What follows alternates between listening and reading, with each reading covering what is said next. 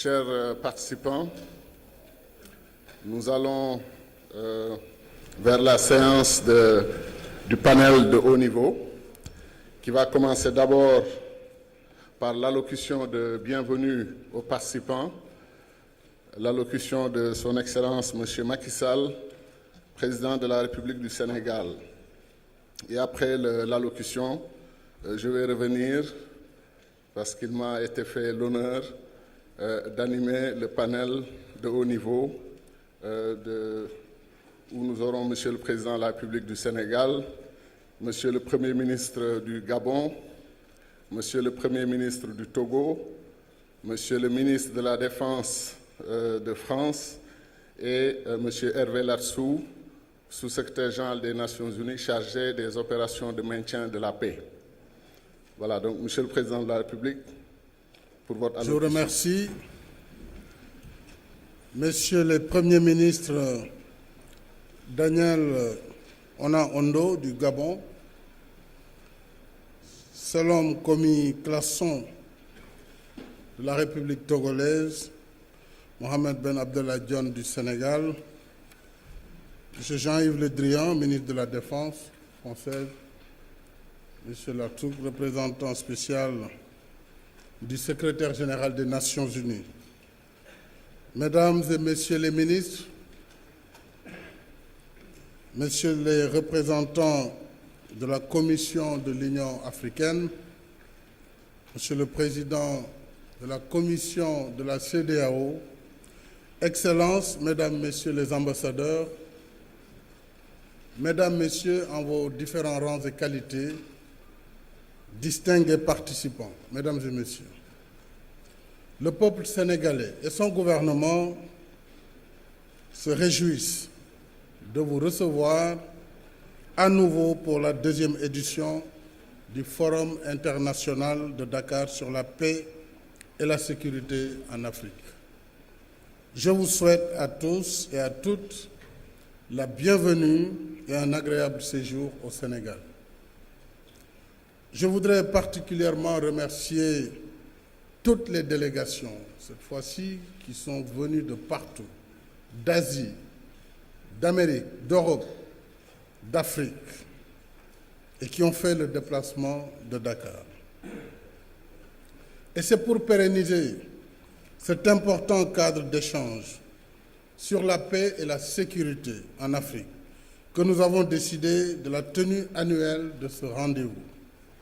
Cela témoigne de notre volonté commune de poursuivre la concertation dans une approche globale et inclusive pour répondre en amont aux défis sécuritaires complexes de l'Afrique.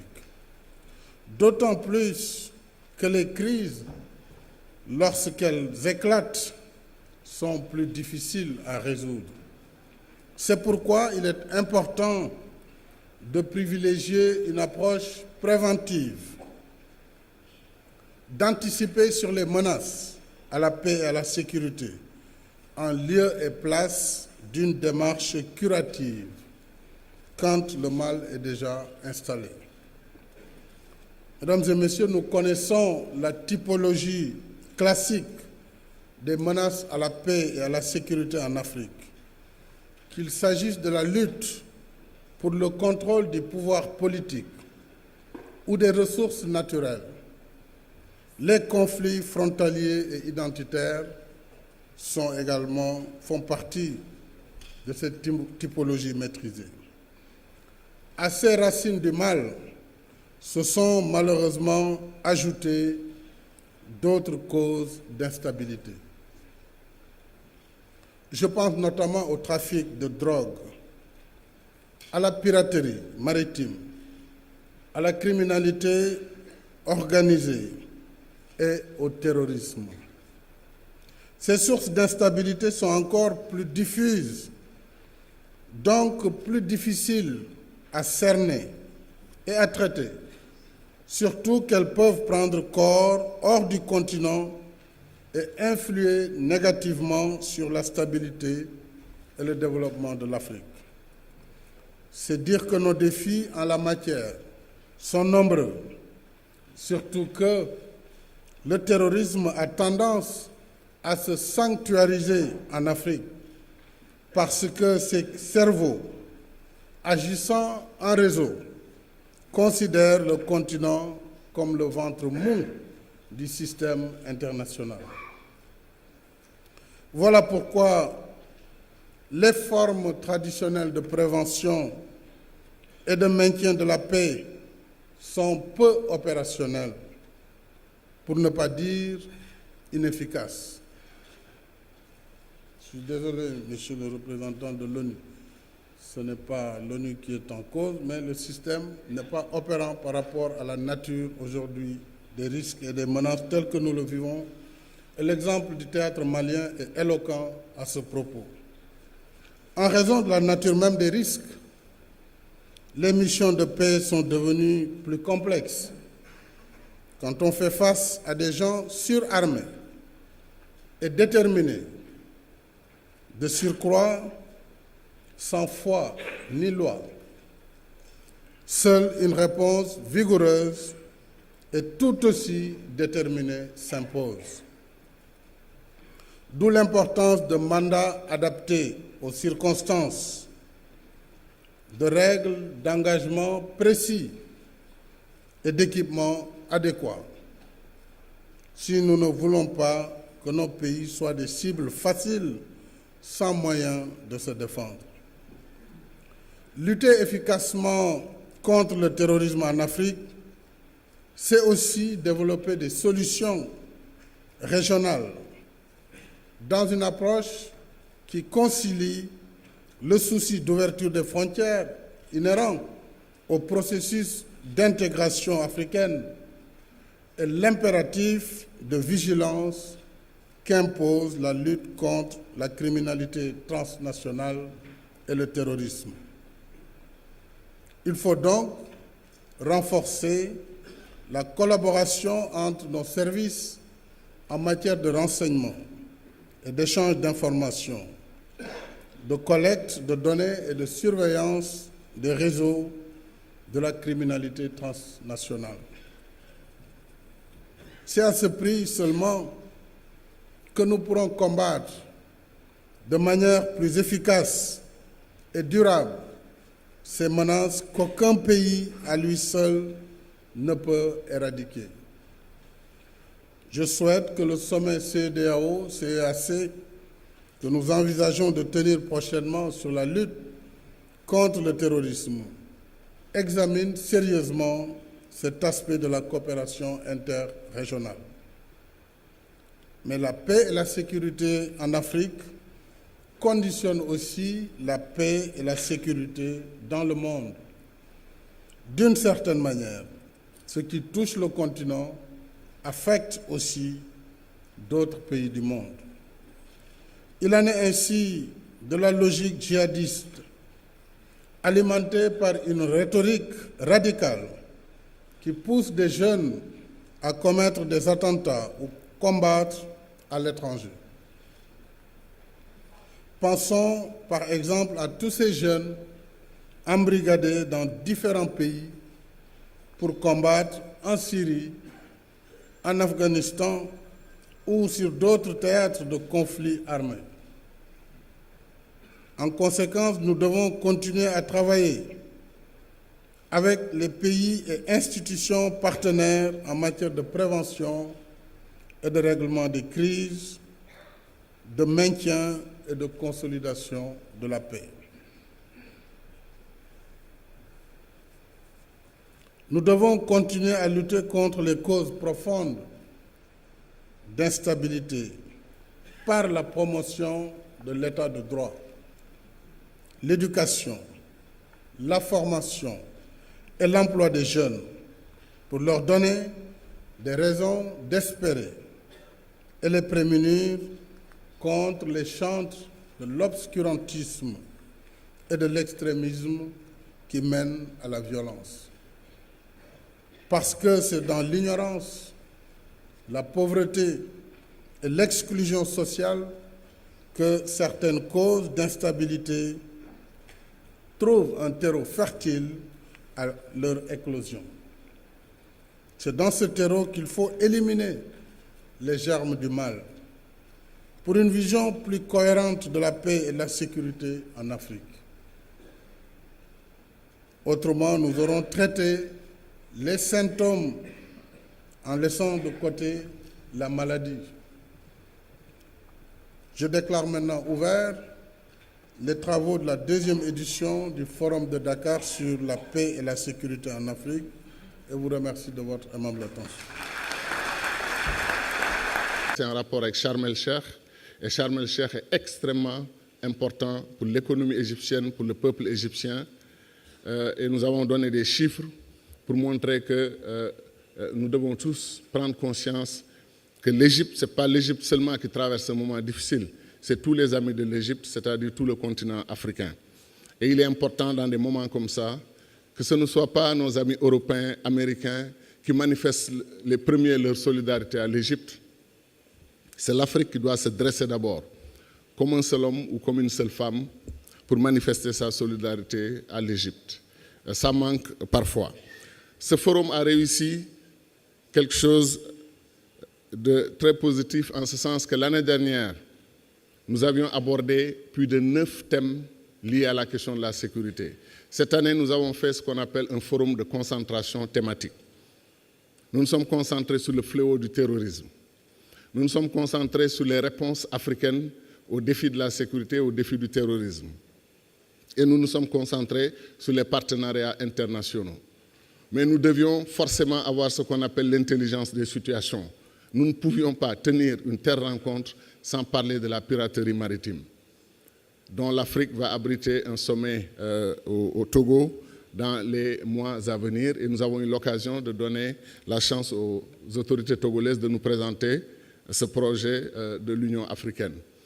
Ensuite, on ne pouvait pas ne pas parler de la migration. La migration et tous les enjeux. Il y a même une déclaration qui a été produite par un des ateliers qu'on fera circulariser, qu'on va faire parvenir à tout le monde. Une déclaration qui explique la gravité de cette situation de la migration.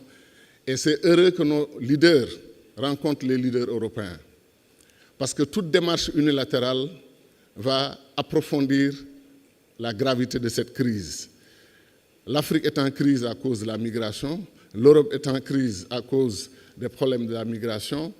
Certains ont perçu quasiment 2 poids 2 mesures dans le traitement de cette crise, avec nos frères et sœurs venus du Moyen-Orient liés à la situation en Syrie, le débat qu'il y a eu en Europe, la façon de traiter la question, et le débat et l'attitude qu'il y a en Europe quand il s'agit des Africains venant du continent et partant de la Libye. Il y a apparemment des réactions différentes. Nos chefs d'État vont coordonner une position commune africaine et vont s'exprimer avec les partenaires européens. L'ancien président du Sénégal, le président Senghor, a toujours pensé que l'Afrique devait avoir une relation spéciale avec l'Europe, d'abord et avant tout à cause de la proximité, à cause des échanges historiques, civilisationnels, culturels, linguistiques et autres. Et le président Wade, à l'époque, rappelait aussi que l'Espagne est à 12-14 km du continent africain. Mais lui, il ajoutait que si les Européens ne veulent pas prendre la main tendue de l'Afrique, il y a d'autres candidats, il y a des fiancées très belles qui viennent d'ailleurs et qui sont prêtes à avoir des relations spéciales avec les Africains. Donc il était dans l'intérêt de l'Europe d'accepter que le partenariat avec l'Afrique pouvait être un partenariat fécond, utile et mutuellement bénéfique. Alors, donc c'est important que cette question de la migration soit traitée par nos leaders et que l'Afrique, dans la partie qui la concerne dans la migration, pourquoi nos jeunes osent braver le désert? Pourquoi nos jeunes nous disent qu'en me noyant dans la Méditerranée, c'est une option meilleure pour moi que de rester dans ma banlieue, dans mon quartier pauvre, à l'âge de 32 ans, nourri par mon père et ma mère qui m'ont toujours nourri. Je préfère la mort à une telle situation. Les Africains doivent apporter une réponse à ces jeunes. D'ailleurs, je pense et je propose que le forum de l'année prochaine, qui est un panel spécial des jeunes, recrutés, invités à partir du continent, des différentes régions du continent, le mot jeune a été prononcé plus de 100 ou 200 fois pendant ce forum. Mais on n'a pas entendu les jeunes. Ils n'ont pas eu la chance de pouvoir venir s'exprimer devant nous et nous dire pourquoi leur angoisse, pourquoi leur manque d'espérance, pourquoi ils pensent qu'ils doivent prendre eux-mêmes leur destin en main, quitte à se noyer ou à mourir dans le désert. Je pense qu'il faut qu'on leur donne une chance. De la même manière d'ailleurs qu'on a eu parfois des panels, et ce n'était pas notre volonté, où il n'y avait que des hommes, ce serait très bien qu'il y ait un panel spécial lors du forum pour que les femmes, un panel composé uniquement de femmes, et les hommes vont sentir une certaine frayeur, une certaine exclusion, et ils vont expérimenter ce que les femmes vivent depuis 5000 ans, depuis 10 000 ans. Pendant un moment du forum, ils vont sentir ce que cela fait de ne pas être ici assis et en droit à la parole. Je pense que ce serait bien que l'année prochaine, qu'il y ait un forum, un panel spécial ou une plénière spéciale où il n'y a que des femmes assises ou des jeunes assis selon le type de thématique pour leur donner une chance de s'exprimer. Donc, forum de concentration, 3 thèmes plus 2, et nous avons parlé du financement. Chacun a insisté que l'Afrique ne peut pas sous-traiter sa sécurité par des amis, par l'extérieur. L'Afrique doit prendre en charge sa sécurité. C'est plus facile à dire qu'à faire, mais il faut d'abord le dire, y croire et se battre pour le faire. Il est extrêmement important, comme l'a dit aussi encore une fois notre frère, le ministre des Affaires étrangères du Tchad, de rompre le cercle vicieux dans lequel on inscrit la question de la défense et de la sécurité en Afrique. Vous prenez beaucoup d'argent pour garantir la souveraineté, la sécurité de votre territoire et défendre votre souveraineté, et on dit que vous êtes un pays guerrier, un pays qui va en guerre, un pays, etc. Et on vous critique. On vous dit que l'argent peut aller ailleurs. En même temps, quand vous ne défendez pas votre territoire, quand vous ne prenez pas les mesures nécessaires, quand vous n'investissez pas dans votre sécurité, vous vous retrouvez critiqué comme étant un État vulnérable et irresponsable, qui ne prend pas en charge ses citoyens. Donc on ne peut pas nous demander une chose et son contraire. Mais notre conviction dans ce forum, partagée par beaucoup de nos collègues, c'est qu'aussi il sera extrêmement difficile pour chaque pays africain de se lancer dans une chevauchée individuelle disant qu'il peut régler par lui-même l'ensemble des défis sécuritaires de son pays. Nous sommes découpés d'une certaine manière, vous connaissez le mot que j'utilise toujours, la balkanisation de l'Afrique et même l'hyperbalkanisation de l'Afrique. Nos pays n'ont pas les moyens pris individuellement de régler l'ensemble de ces problèmes. En revanche, si c'est en termes de compétences de nos cadres, nous sommes au même niveau que les Américains, les Européens, nous allons dans les meilleures écoles du monde. Et vous savez qu'un Africain à West Point ou à Saint-Cyr ou ailleurs, il se sent obligé d'être meilleur parmi les meilleurs pour être simplement normal. Il a besoin de se battre et de prouver qu'il peut être meilleur parmi les meilleurs. Ce qui fait qu'on n'a même pas le droit d'être moyen. On a le droit que d'être excellent dans tout ce que l'on fait. Donc nous avons les cadres, nous avons les compétences dans ce continent pour prendre en charge les questions de défense et de sécurité. Mais on ne peut pas les prendre en charge avec des armes MAS 36, modèle 1936, manufacture d'armes de Saint-Étienne, modèle 1936. Ce n'est pas possible. Les armées se sont modernisées. Il faut des moyens. Quand nous disions « mettons en place des forces régionales panafricaines pour prendre en charge la sécurité dans le continent », les gens ont dit « ces gens-là sont des rêveurs ». L'Afrique n'est pas à ce niveau-là. Mais si les milliards, on parle de 7 milliards, qu'on utilise pour les opérations de maintien de la paix en Afrique, plus de 100 000 hommes engagés dans ces missions de paix. La moitié, comme l'a rappelé hier le président du Sénégal, la moitié de ces financements nous aurait permis de prendre en charge les questions de sécurité en mutualisant nos forces et en organisant ces forces régionales, comme le Tchad essaie de le faire avec le Cameroun, le Nigeria, le Niger et autres, dans un pays africain, mettre sous le même commandement des forces panafricaines et les aider à s'équiper, leur donner les moyens. Et je vous jure que les Africains défendront l'Afrique, les Africains protégeront l'Afrique, les Africains aideront l'Afrique. Et c'est ce genre de problématique qu'on doit régler. Comme dit Nelson Mandela, comme disait Nelson Mandela, c'est toujours impossible tant que ça n'a pas été fait. c'est toujours impossible tant que ça n'a pas été fait. Et donc, il faut commencer. Il nous faut des forces régionales panafricaines, basées dans différents pays pour nous aider à régler nos problèmes, d'autant plus que la menace sera encore là pendant assez longtemps. Voilà en gros des questions qui ont été discutées. J'espère que vous repartez avec la conviction que c'était absolument utile de se retrouver à Dakar et de réfléchir. Ce que j'ai dit ne traduit pas, est loin de traduire toute la richesse des échanges et des discussions. Je propose que le document soit fait très rapidement. Et nous avons tous vos emails et il vous sera envoyé à chacun d'entre vous. Et nous vous donnons rendez-vous l'année prochaine pour un autre forum de Dakar, en espérant que nous viendrons avec une démarche thématique encore, des propositions qui soient les sujets les plus brûlants de l'heure, et qu'après chaque forum, on sentira un bouillonnement intellectuel, une réflexion approfondie. Il y a une jeune dame sénégalaise que j'ai beaucoup admirée, je l'ai écoutée sur RFI. Je prends même des risques en disant qu'elle est sénégalaise parce qu'elle a un nom de famille sénégalais. Peut-être qu'elle n'est pas sénégalaise, mais elle s'appelle Oulimata Gueye. Et elle est commissaire d'exposition, elle est journaliste. Je l'ai entendu dire, mais avec un ton, une assurance qui m'ont fait énormément plaisir. Elle dit « L'Occident a perdu le monopole de l'avenir. L'Occident a perdu le monopole de l'avenir. Et l'Afrique s'est installée dans une dynamique qui lui permettra, dans des alternatives qui lui permettront de créer de nouvelles modernités. » J'ai trouvé cela extraordinaire comme langage d'espérance, langage de conviction que l'avenir est pour tous.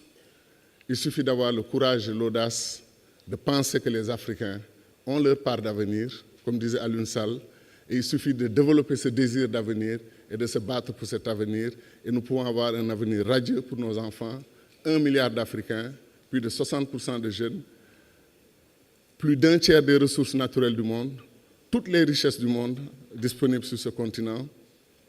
Il nous reste la volonté, la décision, le leadership, la vision et l'engagement. Merci beaucoup.